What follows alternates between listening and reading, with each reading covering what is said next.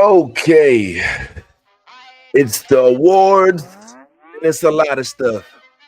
Let's go ahead and go over this. We got the manager of the awards, which would the manager of the awards, the manager of the year, which was announced for both AL and NL. All right, we also had the Cy Young Award, and we have the MVP award coveted from both AL and NL. I think everybody already has pretty much decided who the NL is going to be. But for that AL, you know what? We may chat on it, and we might say that one for tomorrow. Either way, y'all don't know this. On the black, choose a new topic, baseball covered with flavor like chocolate. Let's go ahead and get into it. Now, before we get into why it is that I personally think that at bare minimum, Dave Roberts should have been considered. I ain't trying to knock nobody, but I mean, good grief. At the bare minimum, he should have been considered. Whether he should have won or not, I know that there's a whole bunch of different things that go into the decision with regard to that vote, BBWAA. But at the bare minimum, I'm saying that my man should have been at least given some consideration. Am I wrong? I don't think so. So let's go ahead and talk about what did happen as anyway. So last night, because today is the 12th of November, Wednesday, last night they announced that the winners of the coveted Manager of the Year award went back to back on some Drake, and we're now going to be looking at a two-peat, a repeat for these years in which these two managers ran back their Manager of the Year awards. Why do you say? Okay, well, let's look at some of the qualifications amongst the rest of the field of finalists and how they fared against these gentlemen. Okay, well, you also had Dan Wilson, Schneider on the AL side. You had Terry Francona, aka Tito. You had Rob Thompson. All right, now let's kind of go down this list right quick. So, with regard to Stephen Vogt, I guess what we're giving him the most credit for is taking the pile of shit that his team had to go through and still make it to the final and still make it to the postseason. We're talking about a team who went into the postseason, went into the new year knowing that they weren't going to have their some of the tools that they had last year, such as, I believe, Andres Jimenez. All right. You also did not have the confidence of having a full bullpen, especially the top, arguably one of the top closers in the game throughout the year, because he was pulled while he was being investigated. So I guess one of the real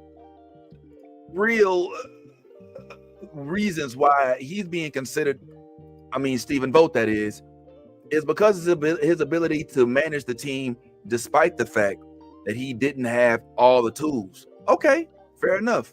But let's look at the rest of these guys. So Dan Wilson. Now here's a dude who had the tools and failed in the postseason ultimately. But you could say the same thing about Stephen Vogt. I'm not sure, man. I'm not sure. John Schneider ultimately got his team all the way to the World Series. Now, he didn't just get them to the World Series. He brought them from during their last year to the top this year, in a year where his season wasn't necessarily cemented. You didn't even know if they was going to have Vladdy. We didn't know whether or not they was going to have Bo Bichette. We didn't know if they was going to have Max. They was going to have George Springer. All of these cats went through so much. They get Anthony Santander. He ends up not even playing for them that much. And then your boy Andres Jimenez just falls off the offensive market completely. But he still got him to the World Series. Despite all of that, I don't know, man. It's kind of suspect. Now, Pat Murphy, okay, I know what you're going to say. Pat Murphy, I'm actually not as averse to the Pat Murphy decision. Reason being, I suppose, is because I see, it was just so evident, all of the work he was putting in off the field. And when I say that, I mean, just his media savvy. The whole pocket pancake thing was kind of dumb, but it was entertaining, right? And so I think that kind of stuff does get factored in, as silly as it may sound. Now, at the same time, I do think that it doesn't necessarily discount the fact that he still got swept by the Dodgers. Swept. And if you recall, when they were actually about to play the Dodgers, it was this whole charade about, oh, the Milwaukee Brewers are the nobodies. They're the regular Joes, the average Joes. I bet you that the Dodgers can't even name anybody, 8 players on our team. And Dave Roberts, to his credit, was like, man, if you don't quit with that bullshit, bro, ain't nobody trying to hear all that, bro. Y'all have the best record in the league. if you don't get about my face with this, oh, woe is me, we can't really. That was like, nah, if you don't stop with that, and to their credit, they made them look stupid. Come on, you cannot win a postseason game through the press box, Mr. Pat Murphy. And that's his old colleague. You know, they worked together when they was under, I think it was with the Padres, excuse me, Bud Black, if I'm not mistaken. So I just thought that with comparison to the remainder of these folks on this list, Tito, I honestly, I hate to say it, this is gonna sound mean, but I feel like Tito is only put on there because of name recognition. Because if you think about it, man, Tito really, really legitimately only really is being considered because probably they made the playoffs, and they really should not have made the playoffs. Their record was not that much different from the team's record last year. All right. And it doesn't necessarily show that he was so instrumental in bringing his team to another level. Rather, it shows that the Mets regressed so bad that they couldn't even win against Miami that last series just to be able to inch them in. Recall, the Reds lost that game that day. They were not going to go to the playoffs if the Mets won on Sunday. And the Mets lost against the Marlins. The Marlins made it their plight to keep the Mets from going to the postseason, and they succeeded. So I don't know, man. I'm not really hard pressed to give Tito, as much as I like him, the manager of the year consideration, if I'm being frank, this year. That's why I'm kind of looking at this like, why is, out of all of the folks that you have listed here on the consideration for these, why is it that the dude who took his team to the World Series after not necessarily having the contribution of his top 4 players in the postseason, that had to beat all of the managers that are on this list, why is he not even considered? Why is he not even top 5? That's the only thing I'm kind of like, come on, man. Top 5? And I mean, I know Dave Roberts won back in 2016, but that was like his first year, man. He didn't have no real accomplishments as of that point. As of now, the dude has won 3 World Series in this decade with the same team. And he doesn't get even put on the top 3 list? Not even top 5? My dog is 1. I just need that to be known. I mean, just to be stated out there. Like, what is going on out here? Why is this man being, from what I see, snubbed? It reeks of snubbing. There's really no legitimate reason to not have this man, at least at bare minimum, in consideration for manager of the year. And you know it, and you know it. Would love to hear from you, though. Please drop a comment if you think that I am completely outside of my mind, but there is no way in hell. Now, I know. Oh, well, anybody, if they had Ohtani, no, not true. Okay. Ron Washington had Ohtani. They had Ohtani over with the Angels and Mike Trout, who was at the height of his game. All right. And still could not generate this monster that we see. All right, post-surgery, whatever. He didn't even pitch in 2024. All right. And he doesn't really, other than his dope-ass game and a couple knocks, he didn't really dominate in the postseason, Ohtani, that is. So it just speaks to the management, man. Everybody didn't just go out there and dominate. Blake Snell got beat up in game 1 of that World Series. They lost 11-4. All right. Blake Snell got beat up both times. The second time, They hit the home run off him the first 3 pitches, 2 home runs. So this is a matter of adjusting so that he can maintain the top. So I just needed to be known, like, yes, it is not even a question as of right now. The accomplishments far outweigh the others on this list. Excuse me, whoops, jumping ahead. The others on this list. And therefore, I'm not saying he should have won. I'm not saying he should have got all of the vote, but at least Dave Roberts should have been considered. And at least, in my opinion, a top 5 and a top 3, frankly, should have been where he landed, even if he didn't win. And I understand because he got a lot of different tools. All righty. Let's go ahead and move along to one of the other things I wanted to holler about real quick now. Let's do this.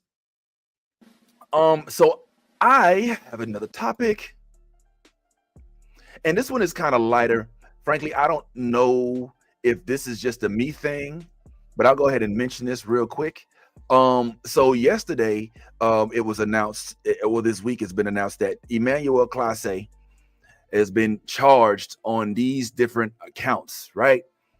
That he's going to jail possibly for up to 65 years based on all of these counts, right? For allegedly being involved in gambling fraud and this conspiracy. Now, here's what made me intrigued about this. I'm just wondering if I'm the only one who doesn't truly understand what all of these charges are. I know there's lawyers out there on the internet that might just look at this and be like, well, yeah, of course I know what they're talking about. You know, blah, blah, blah, blah, blah, blah.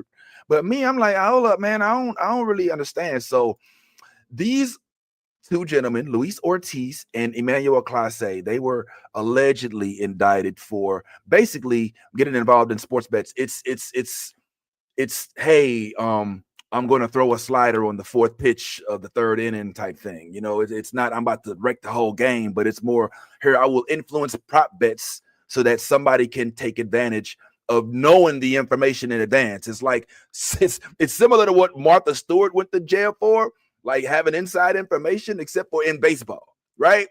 and he is the insider, and he looped and brought his boy Luis Ortiz in on it. It's a whole bunch of, I mean, I advise you to read into it because my man actually has a record of when he was text messaging Luis Ortiz after they didn't end up producing the results that they were said to have been supposed to produce.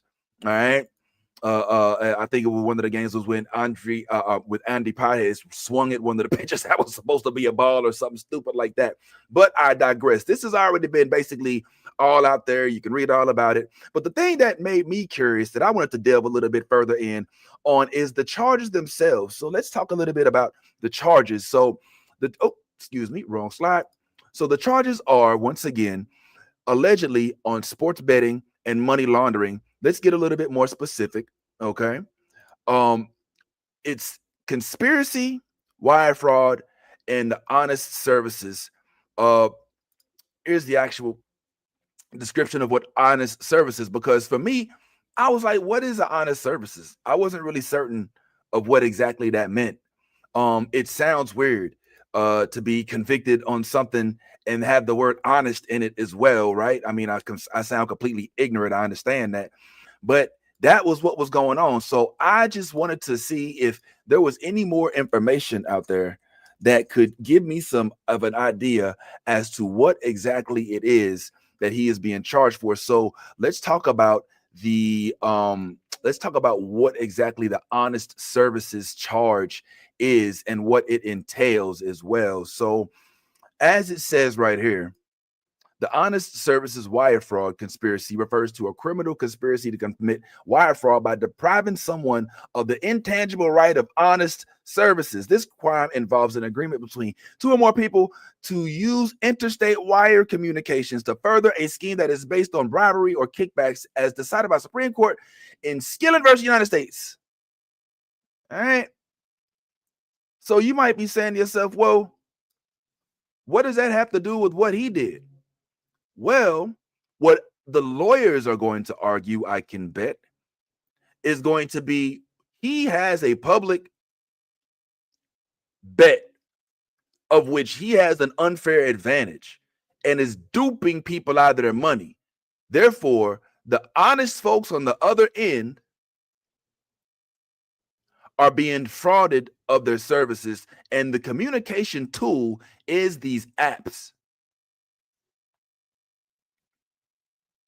The communication tool is these apps. Look where it says wire fraud, the use of interstate wire communications, and honest services, a scheme to defraud scheme to defraud that deprives a person or the public of intangible right to honest. So when they get on this app, they are expecting to be able to have the same advantages as everybody else. Yeah, you want to study, know a little bit more, that's one thing, but you can't go into the race knowing that your horse has been doped up on some crazy dopamine product that's going to make them run a lot faster when it's illegal, or knowing that the ball that you're going to throw is going to be cut. Karina. That's interesting. I know that name, but I have to call you back, young lady. So my point is, I'm thinking that this is, this is basically them saying, when you know and use an app and you have others involved, now you are basically defrauding a whole host of folks. And for that, you will be indicted and you'll have your ability to talk your way out of it in court. But I'm not sure if I'm getting all that right, but basically, essentially, you know, that's what it is. It's a screen to defraud a person. I can only assume that the public of the intangible right to honest services of a public or private employee, I can only assume that that's the law's interpretation of the bettors that are not in on the scheme, and their lack of tangible fairness in this endeavor makes it completely illegal. And it sucks so bad, honestly, Clase, because this is literally the kind of money you could have made if you had went to a store and signed a bunch of shoes. Like, you could have sold one of the balls from the postseason for the amount of money you made in this. Now, in my head, I'm thinking, yeah, you probably just didn't want to have to pay some people that was, you know, probably could use the money, and you found a way to facilitate funneling money to them that didn't have to come out of your pocket. That way you could keep your money. But at the end of the day, it doesn't look like it's going to pay off for your homeboy. So that part, sorry for you, but couldn't be me. Not this time of my life. No, sir. All right, so let's go ahead and close this up. I do this real quick. Shout out to the homeboy Roy Wood Jr., who is going to be, if I'm not mistaken, the awards, the MLB Awards are going to be hosted by him. If I'm not mistaken, I'm pretty certain of that. I'm pretty certain my boy Roy Wood is going to be hosting those awards. Now, me and the homeboy Roy go back like beans on crack. We tight like that. I had a chance to catch up with them not too long ago when we were at the game in Birmingham. It was like an all-star old school game. I forget the exact name of it, but it was fun. But here's what basically he had to say when we got together. FAMU to the fullest. Best memories. I'm gonna tell you right now. The set, incense, $1 for 101 pack. Yeah, incense for life. I gotta give a big shout out to the OG Soul Train, who used to keep us refreshed on the campus. That brother had a cooler, and sometimes the cooler didn't have no wheels. He just dragging refreshments in the 98-degree heat. Oh yeah, a Dr. Humphreys on a fresh homecoming night, fresh full of Jack Daniels. Like, I don't know what he was drinking. That's I don't put that on the hunt. All of my favorite family memories, man, involve Gibbs Hall and Tucker Hall, because that's where I spent most of my time trying to graduate. Patty Foot rooms with 2 beds in them. Patty Foot's supposed to be 2 people to a room that only hold half a person, and you have 4 more people in there playing video games. You couldn't catch the Caltrans to the moon, boy. It's too far away. You can't go. I heard you went to the Garden. I heard you talking about it. About how we went to a place called the Garden, downhill past the railroad, hallelujah, and bad things. Well, the rest of it, I'll let you see on your own. And I'm going to stop it before they mess around and try to cancel for the music. But yeah, basically, the homie Roy Wood Jr. will be doing his Thug Thizzle tomorrow night, where they'll be making the announcements, if I'm not mistaken, for the rest of these awards. And so I would, well, you know what? I want to sit here and say, yeah, I want y'all to tune in, but whatever. Y'all gonna tune in anyway. Because, I mean, you know, that's what they do. You know, it's an MLB thing, and that's what we watch. We like MLB stuff. So kudos to him. Congrats to him and for all of his success. Can't wait to see even more of his projects up.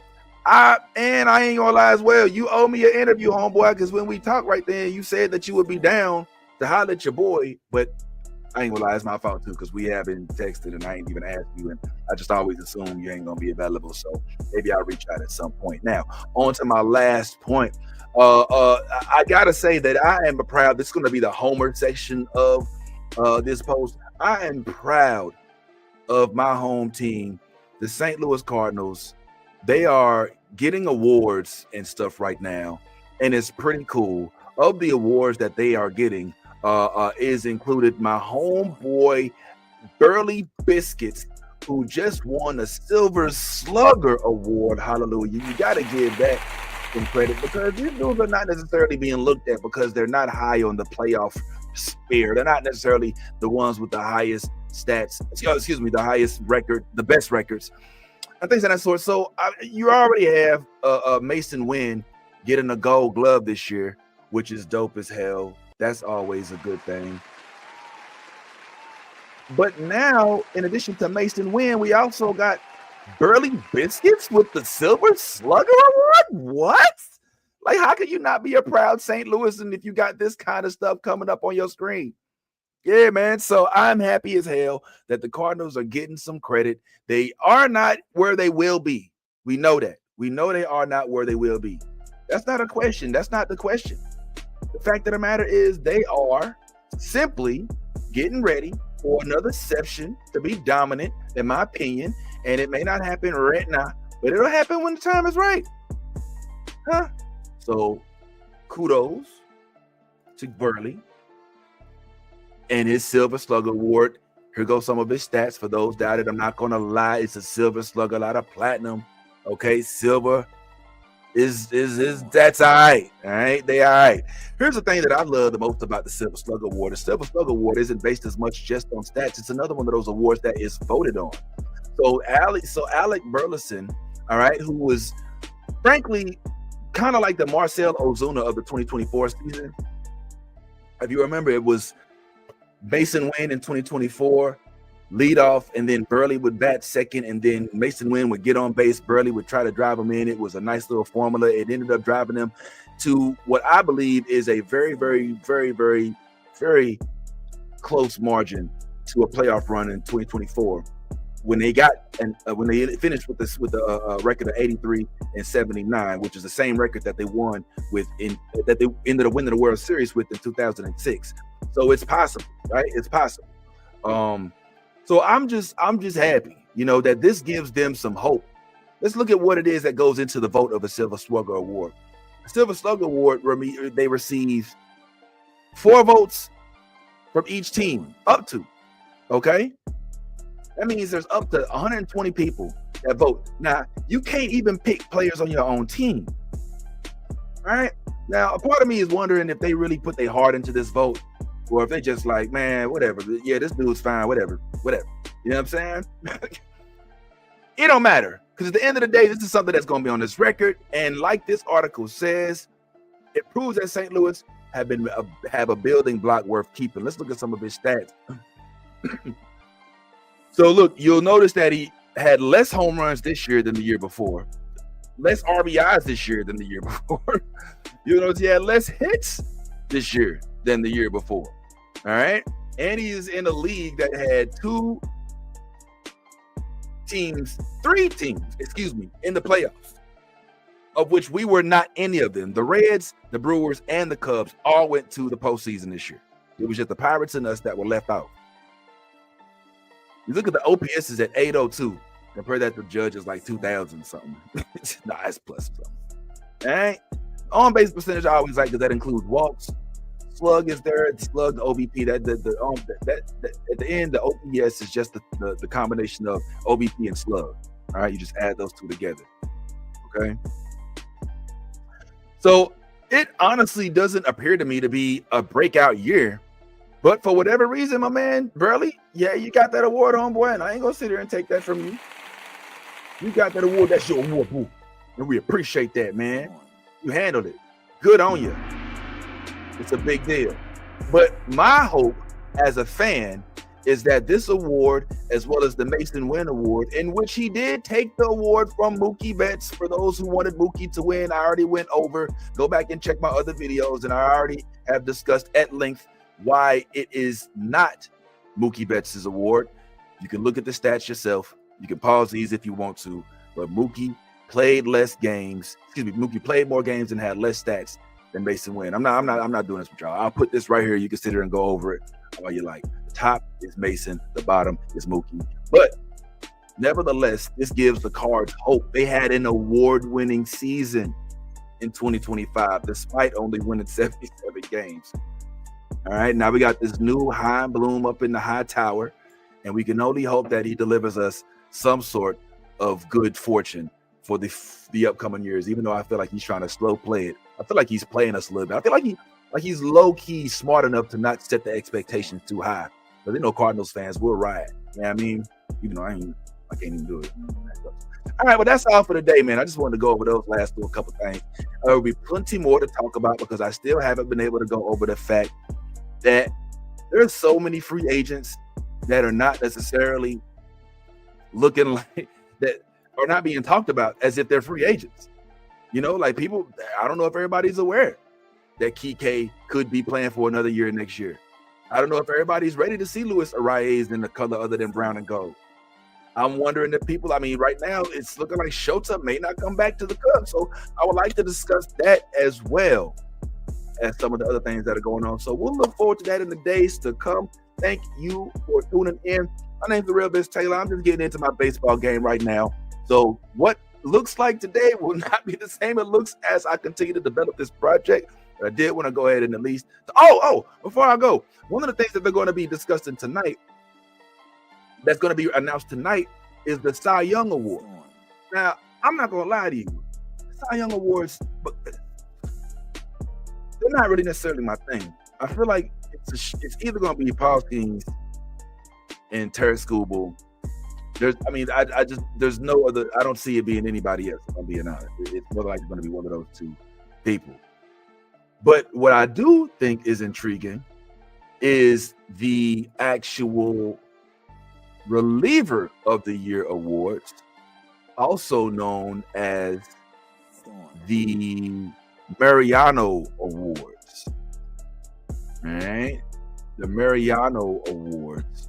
Mariano Rivera Award of sorts. And that is fascinating to me. I'm interested in who that's going to be because you know who won last year? This guy.